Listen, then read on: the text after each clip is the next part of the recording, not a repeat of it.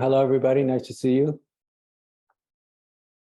So in the Enlightenment context, which is what this talk is all about, in the Enlightenment context, the idea is to become more conscious of our relationship to life. A big part of the awakening experience, the awakening process, is one of becoming more aware, more conscious of one's relationship to life, of the way one's operating, of discovering fixed ideas and assumptions and beliefs about the nature of reality that we often were not conscious of, we were not previously aware of. So a big part of waking up is becoming conscious of so much that is unconscious. So in the talk today, that's simply what I wanted to do, was just try to indicate a couple of important areas in which we may not be as conscious as we think we are of our relationship to time. And I just want to bring some light of illumination to this question.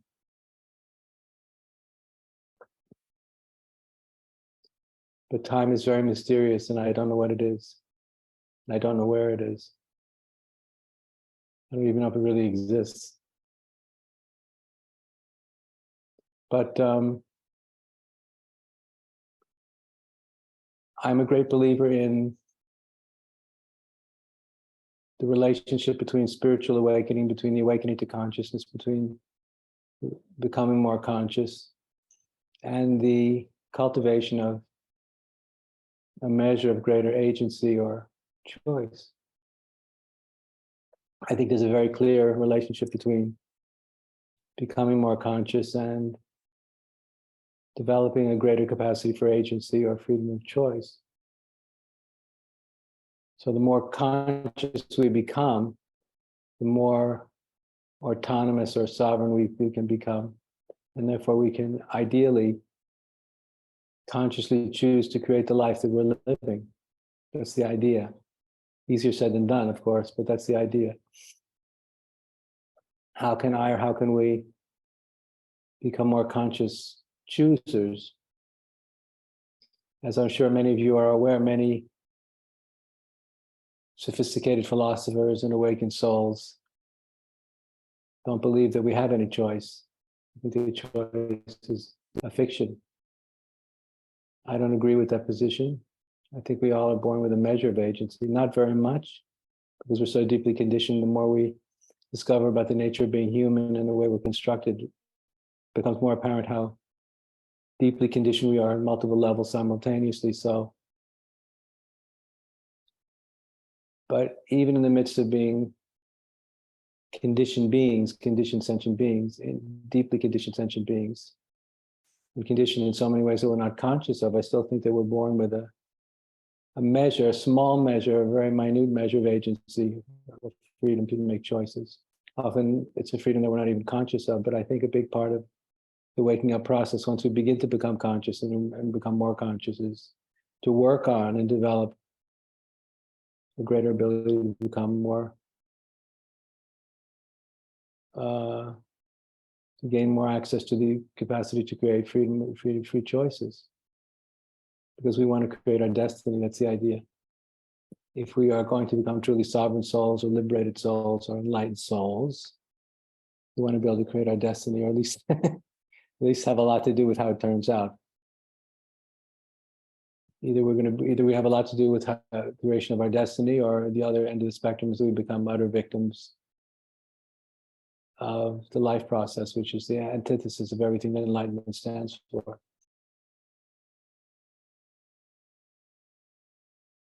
So as I was thinking about this, I realized that most of us, usually not very consciously, have a very clear relationship with either the past, the present, or the future. The question we want to ask tonight is, what is my relationship to reality? What is my relationship to the totality of reality? What is my relationship to being alive? But what is my relationship to reality? How do I define my relationship to reality? How do I find my relationship to reality? How do I find out what it is? And it's impossible to exist as a self-conscious, self-aware human being without having a conscious and unconscious relationship to life and to reality. We all have conscious and unconscious relationships to reality, but we're not necessarily aware of what they are.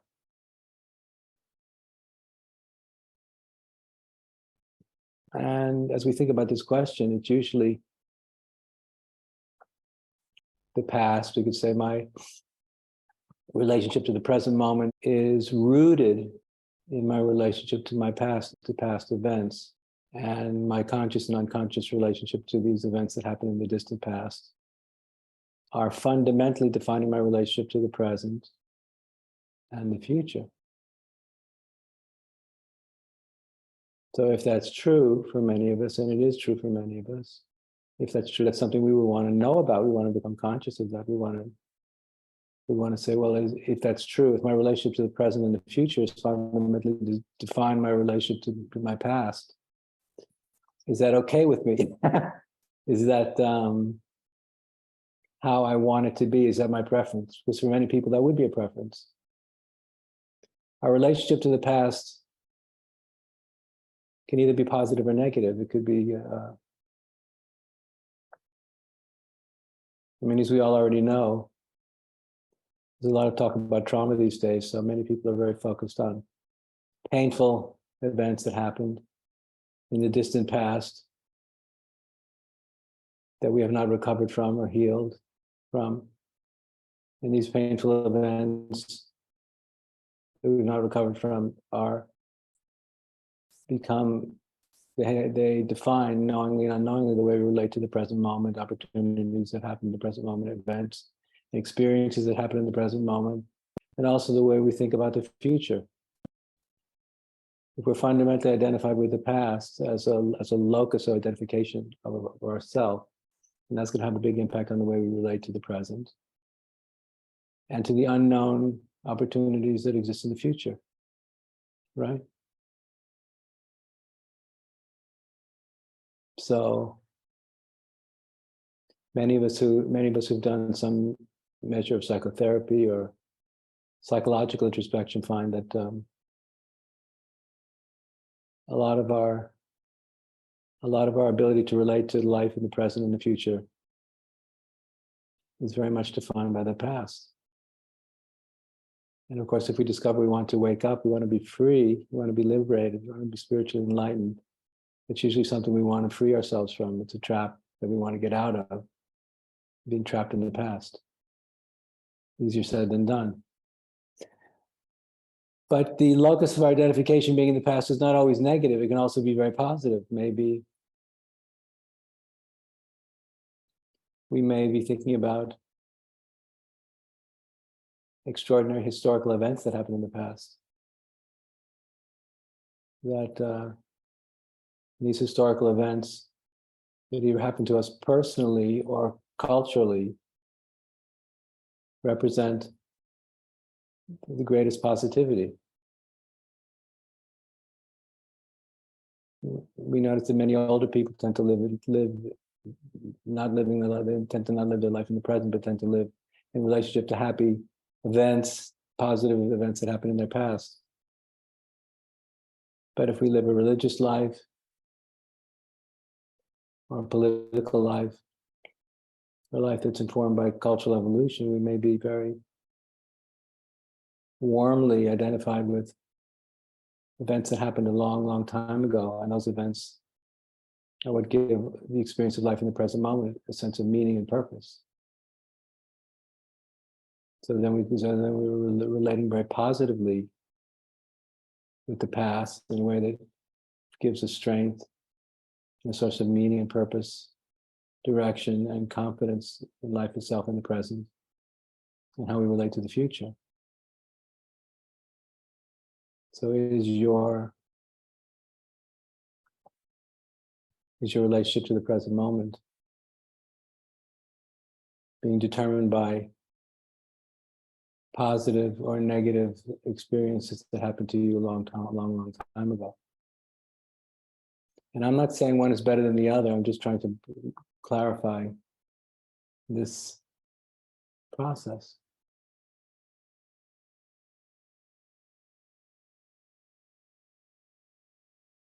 Because as I'm going to take you through these steps, just be aware that our experience of consciousness and cognition and emotion, the experience of consciousness and cognition is very much unconsciously conditioned on so many levels of our experience. We want to become more and more aware. We want to try to make the effort to become aware of why do I see and experience reality the way that I do in the present moment? Instead of just having an experience, instead of just feeling an experience, instead of just thinking about experience,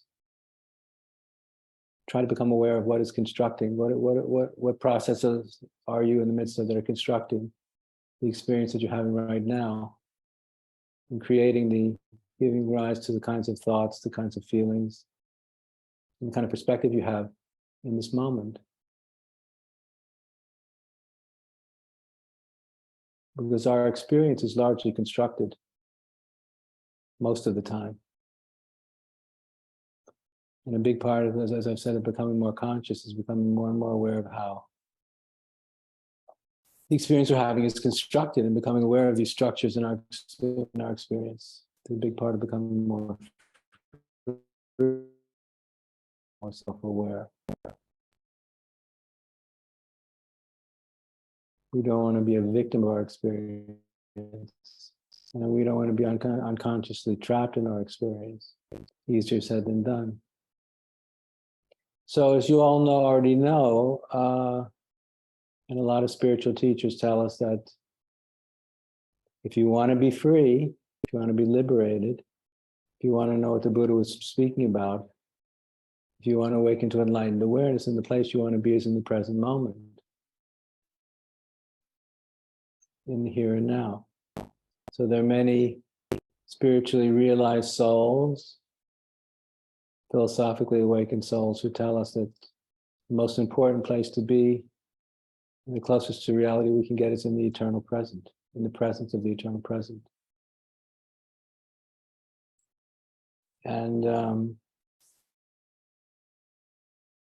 many people who are on a spiritual path say, well, that's what I want. I want to be awake in the present moment. I don't care about the past. I don't care about the future, because where the action is, where the most potent and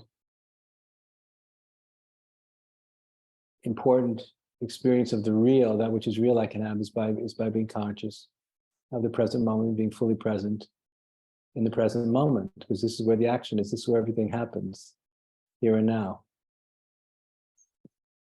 And there's a lot of truth in that. It's not the only truth, but there's a lot of truth in that. The present moment is where the action is, where everything happens, in fact.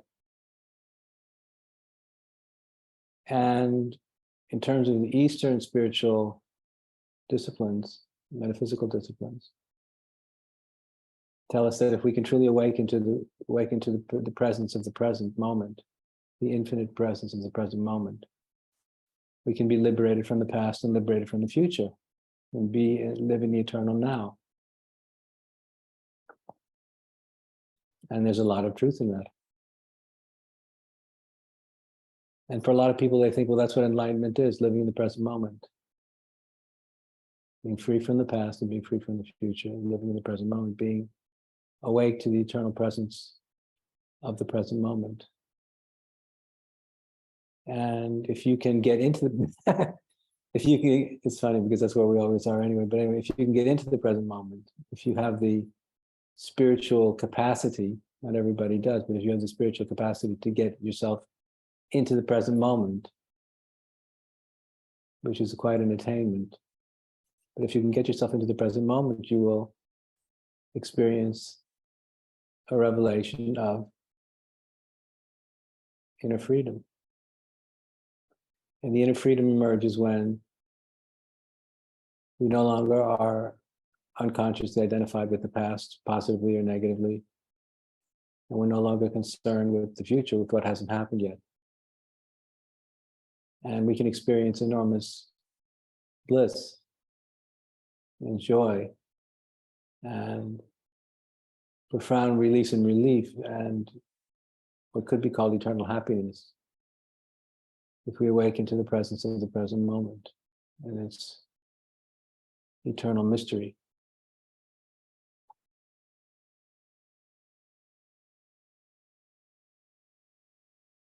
And of course, many people who want to awaken to enlightened awareness want to find a way to get rooted in the present moment. I don't want to be rooted in the past, and I don't want to be fearful of the future. I want to be rooted in the present moment.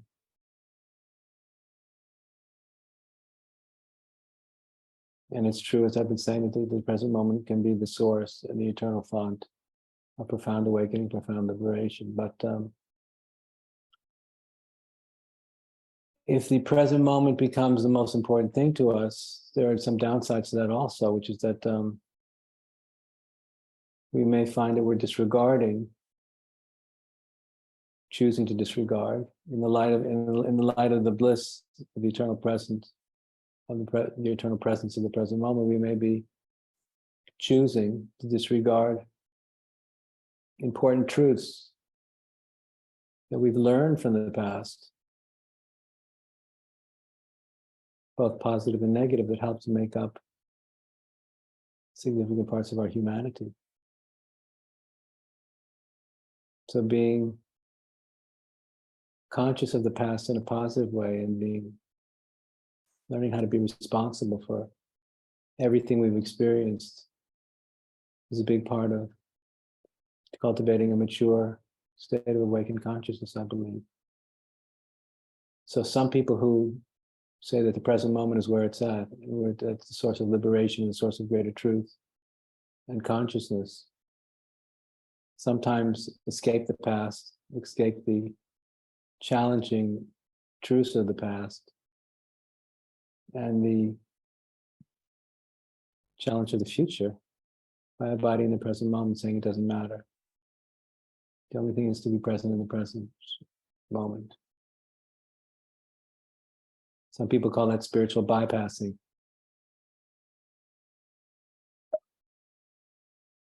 So the present moment is a good the present moment is a good choice, but we don't want to disregard the past and the future as we choose to locate ourselves and relate our relationship to reality in the presence of the present moment.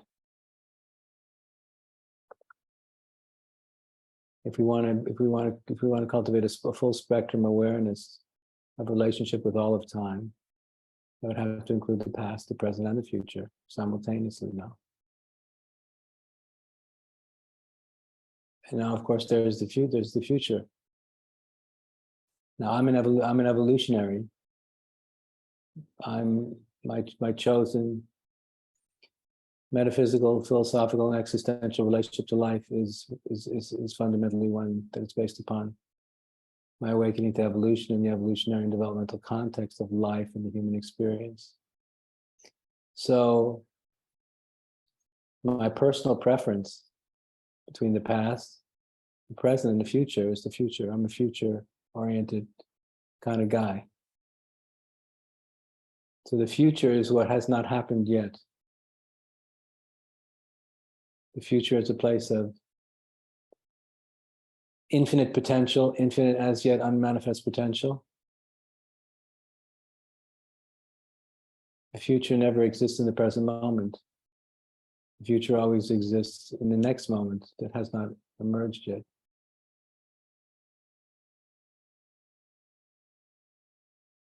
So being an evolutionary, my attention is more focused on what hasn't happened yet than what is happening or what has happened. How crazy does that sound? But just to repeat, being an evolutionary means I'm, by choice, this is a conscious choice, it's a free conscious choice, it's a metaphysical choice, a philosophical choice, and an existential choice. So I choose to be more focused on the future and what hasn't happened yet and what could be than I am focused on the present or the past.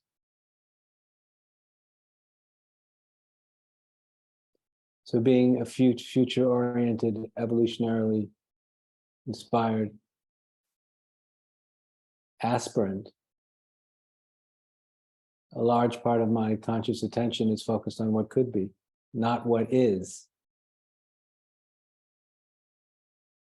So I'm very curious always about how can what has happened in the past and what's happening in the present moment, how can what's happening in the past and what's happening in the present moment contribute to creating a more evolved,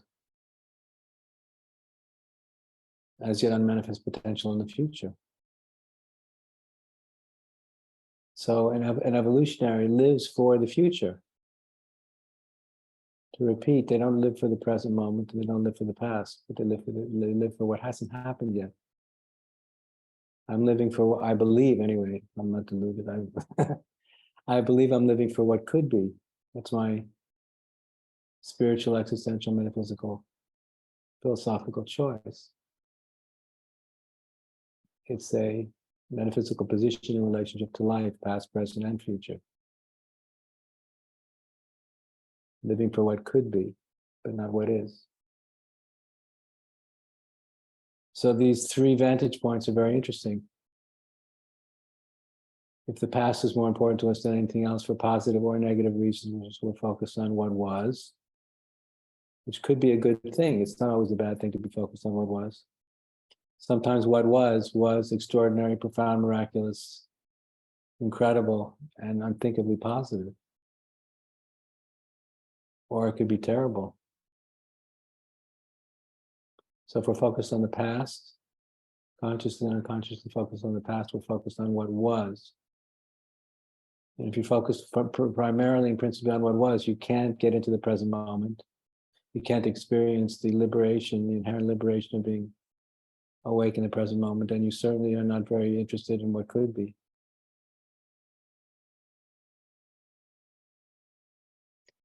If you're fundamentally located in the eternal present, you're not so concerned about what was, for good and bad reasons. You're not so focused on what was, and you are not so concerned about what will be, because the present is more than enough. The eternal present is, when you discover it, when you come upon it and experience it, it's overflowing with fullness. It's like milk boiling over the sides of the pot. So the eternal presence of the present moment can be so all-consuming that we don't really care about the future, because the present is so all-consuming and so gratifying. And the past, it's already over. It doesn't matter anymore.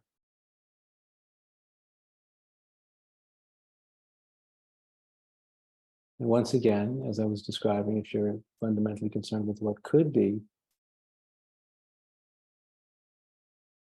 we see the past in all of its positivity and negativity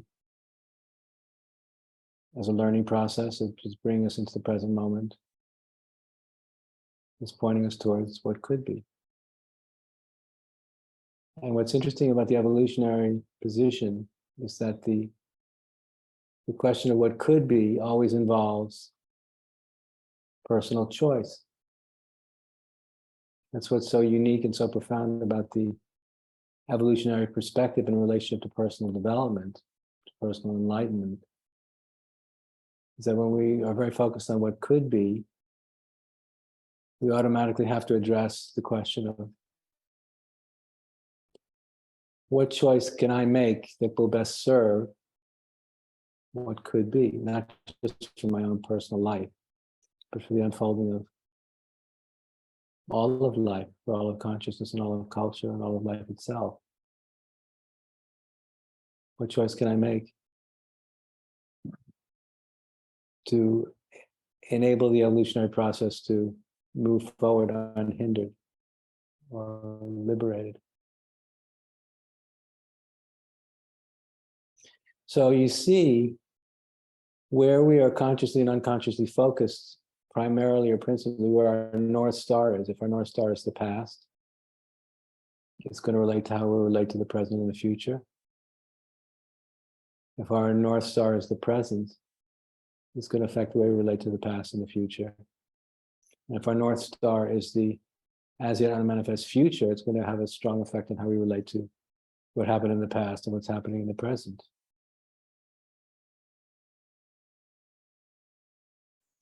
And the influence of these, usually this unconscious positions that we're taking, have an enormous impact on the way we experience reality.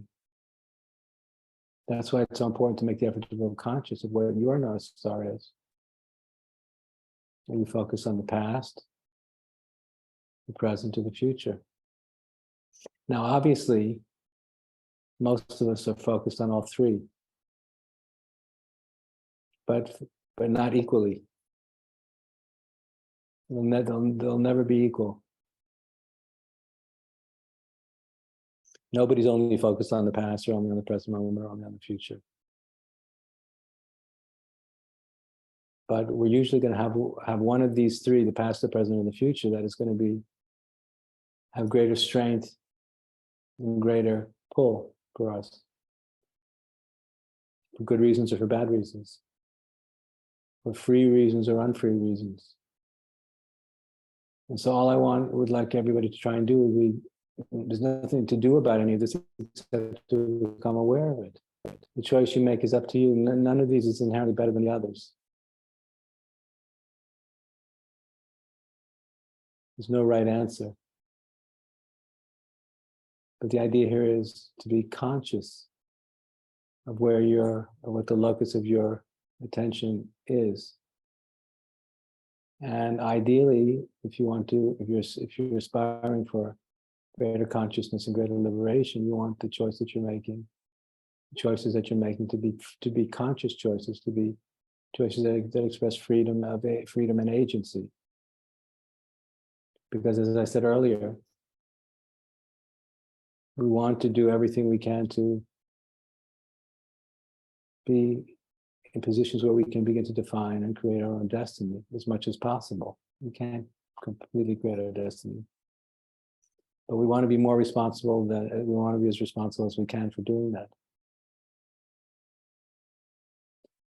So this requires an enormous commitment to become conscious and to become more conscious and become more conscious and become more conscious, and to see, well, where is my North Star? And in order to find out, you have to be willing to be very honest with yourself. Examine your life. Examine your life, and then see if you can discover what is driving the choices that you're making, the choices that you have made, the choices that define your destiny and create your future and have created the life, the place that you're in right now. Where did those choices come from? Now, obviously, to repeat what I've already said, a lot of this is very complex and it's not half as simple as I'm making it sound. But on some level, it can be quite simple.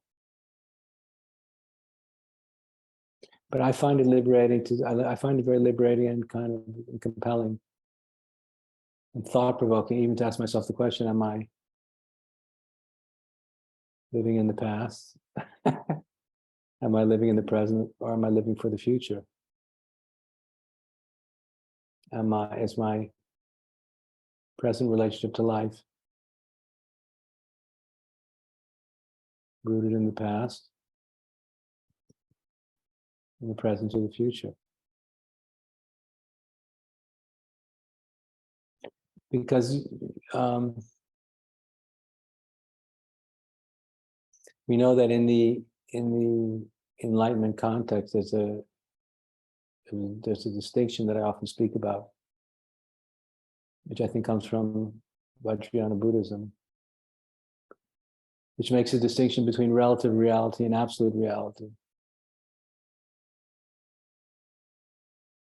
So when we awaken to enlightened awareness, when we make that shift, that extraordinary shift from relative consciousness and relative cognition to absolute consciousness and absolute cognition, we begin to see things very differently. So even, for example, if we speak about the past, well, from a relative point of view, My past is very different than your past. And your past is very different than my past. And that usually means a lot of emotions and a lot of personal egoic identification with my past or you with your past. But if we look through, if we flip from a relative lens to an absolute lens, and we look at my past and your past, then we suddenly see it's not my past or your past anymore, but from an absolute perspective, it's just now it's the past, not mine or yours. Because in the shift from a relative perspective to an absolute perspective, the ego disappears. So we see everything from a very impersonal, process-oriented perspective.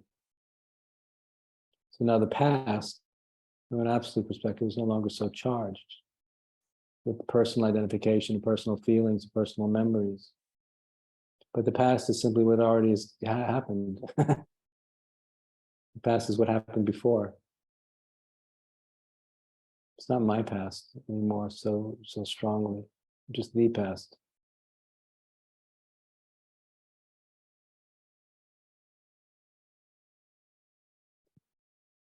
And a big theme in the evolutionary Dharma is that, as I've been saying, that following on from this idea of struggling to freely define our destiny and consciously create our destiny rather than just stumbling into it, but struggling to be the architects of our future, has a lot to do with what happens when we discover that, especially as it relates to culture and cultural evolution, the future has yet to be determined by us. If we're living in a time in human history where the next step or the next stages of cultural evolution have yet to be defined. I mean, they've been defined theoretically, but practically most of them don't exist yet. So for people who are thinking with an evolutionary orientation to life, to their own life, to your life and my life, then we want to begin to think about how can I think about my life in the way that I'm living it, and how can I engage with life in the way that I'm living it? How can we engage with life in the way that we're living in such a way that can contribute to creating the very next steps for the future of our species through the choices that we're making in the lives that we're living? This is called living large and thinking in a very big, heroic, and spiritually inspired way about not just life, but about your life and my life, this life, the one you're living right now. Yes, the little life that you're living right now. We want to learn how to think about this life that we're living right now in a very big, profound, and inspired way. How can the choices I make and the actions that I take now in my relationships to the life I'm living help to create the very next steps for my speech, for my species? Because obviously, at the levels of species, we've all got a long way to go. We all know that. It's painfully clear how much farther we all need to go as a global species. We all know that these next steps are not going to happen by themselves. We have to have the courage we have to have the courage and the spiritual audacity to attempt to begin to define what those choices might make through making small but not insignificant steps in our own lives. And obviously, to do that, we have to be very much taking into consideration what the past is about, how the past has created the present and the future, how the past creates the present and the future. And we want to make that process very conscious. Where have we come from? Where are we now and where are we going? This big stuff. Where have we come from? Where are we now? And where are we going? How are we going to get there?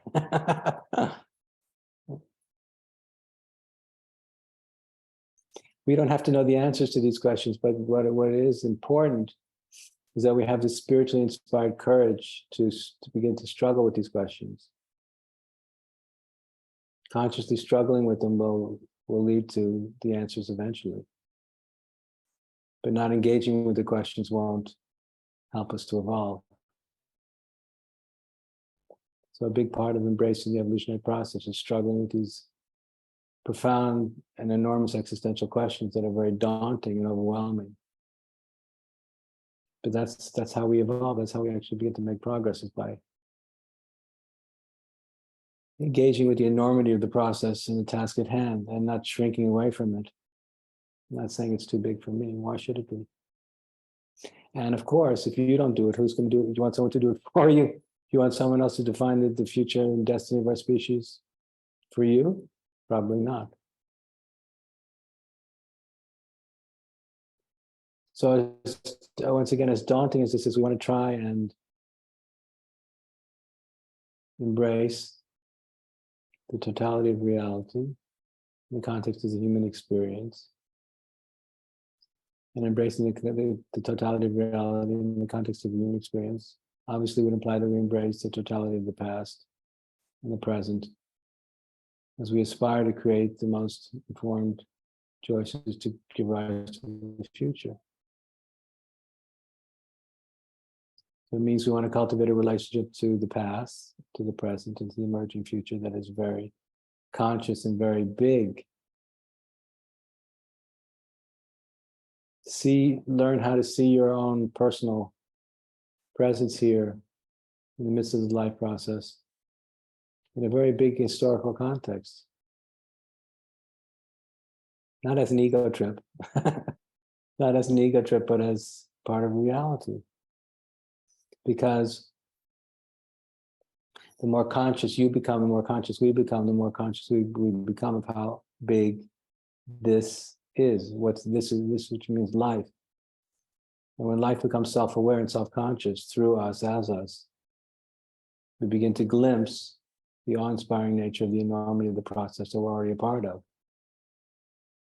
So if we're asleep, we're not aware of the enormity of the process that we're already a part of, we're already participating in. But as we awaken, we become more and more awake to the awe-inspiring nature of the enormity of what this is, life. Life that's becoming aware of itself. Cause consciousness of the whole context of life emerging, becoming aware of itself. It's impossible not to be overwhelmed with awe when you start to wake up this way.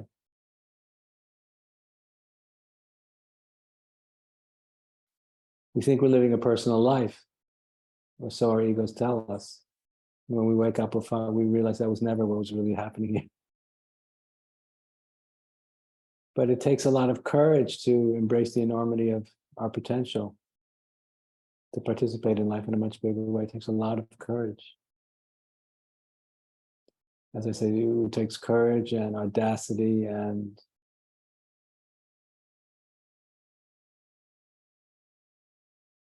liberated inspiration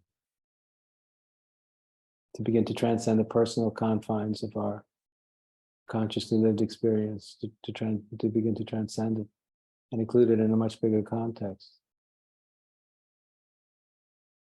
And then our life is not about our life anymore, but it's about life itself and what's possible.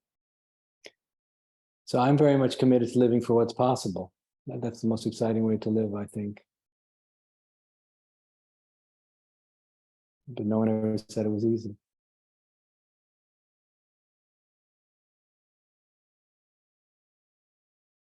And in this context, in your own practice of contemplation and meditation and introspection, think about when you begin to think in such a big and all-encompassing way about what it means to live your own life, and you begin to get feelings of awe and terror, which is very natural, about the enormity of what I'm speaking about.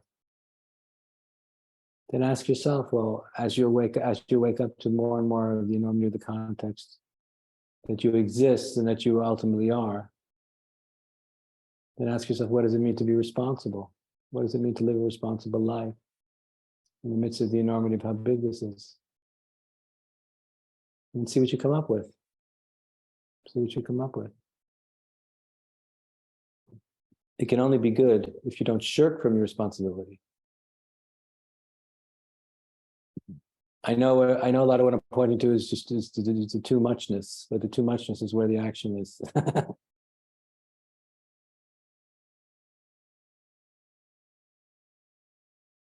It's when it becomes all becomes a little too much. That's when it gets interesting and exciting and thrilling. That's where we discover timeless existential meaning and purposefulness in this event called life. So as you wake up to all these different dimensions of your own experience of life, ask yourself the question: what does it mean? What does it mean to be responsible in this context? And come up with your own answer, your own answers. And whenever an answer you come up with, then have the courage to try and put it into practice. And you will be living in earnest.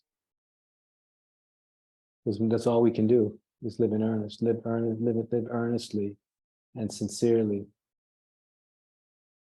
Nobody can do more than that. But if you're doing that, your soul can be at peace. Your soul will be at peace if you know you're doing everything that you possibly can. Nobody can do more than that.